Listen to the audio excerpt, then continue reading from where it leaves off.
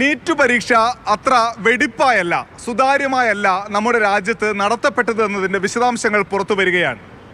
ബീഹാറിൽ 4 വിദ്യാർത്ഥികളെ ചോദ്യപേപ്പർ ചോർച്ചയുമായി ബന്ധപ്പെട്ട് അറസ്റ്റ് ചെയ്തു. ഒരു വിദ്യാർത്ഥി പോലീസിന് മൊഴി നൽകിയിരിക്കുന്നു. പരീക്ഷയുടെ തലേ ദിവസം രാത്രി തന്നെ ചോദ്യപേപ്പർ ലഭിച്ചിരുന്നുവെന്ന്. മെയ് 5-ന് രാജ്യത്താകമാനമുള്ള 4750 കേന്ദ്രങ്ങളിലായി 24 ലക്ഷത്തോളം വിദ്യാർത്ഥികൾ നീറ്റ് പരീക്ഷ എഴുതി.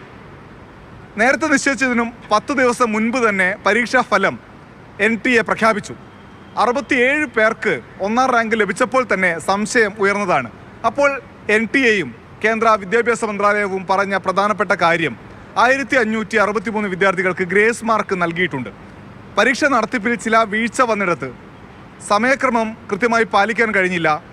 കൃത്യമായി സമയം ലഭിക്കാത്ത, പരീക്ഷ എഴുതാൻ സമയം ലഭിക്കാത്ത വിദ്യാർത്ഥികൾക്കാണ് അങ്ങനെ ഗ്രേസ് മാർക്ക് നൽകിയത് എന്നായിരുന്നു. എന്നാൽ ആ ഗ്രേസ് മാർക്ക് ഒഴിവാക്കിയാൽ പോലും 60 പേർക്ക് 1ാം റാങ്ക് ലഭിക്കുന്ന സ്ഥിതിയുണ്ടായി.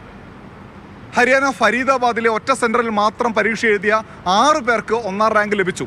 ഇതെല്ലാം ചില പ്രശ്നങ്ങൾ ചൂണ്ടിക്കാട്ടുകയുണ്ടായി. ഈ പരീക്ഷയിൽ നീറ്റ് പരീക്ഷ റദ്ദാക്കണമെന്നാവശ്യപ്പെട്ട് വിദ്യാർത്ഥികൾ നൽകിയ ഹർജി ജൂലൈ മാസം 8-ാം തീയതി സുപ്രീം കോടതി പരിഗണിക്കും. പക്ഷേ കൗൺസിലിംഗ് സ്റ്റേ ചെയ്യാൻ കോടതി വിസമ്മതിച്ചിട്ടുണ്ട്.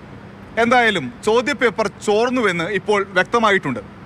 വിദ്യാഭ്യാസ മന്ത്രാലയം നേരത്തെ പറഞ്ഞത് ചോർന്നിട്ടില്ല എന്നാണ്. അത് തെറ്റാണ് എന്ന് തെളിഞ്ഞു. ഇനി 24 ലക്ഷം വിദ്യാർത്ഥികൾക്ക് മുന്നിലുള്ള ഭാവി എന്താണ്?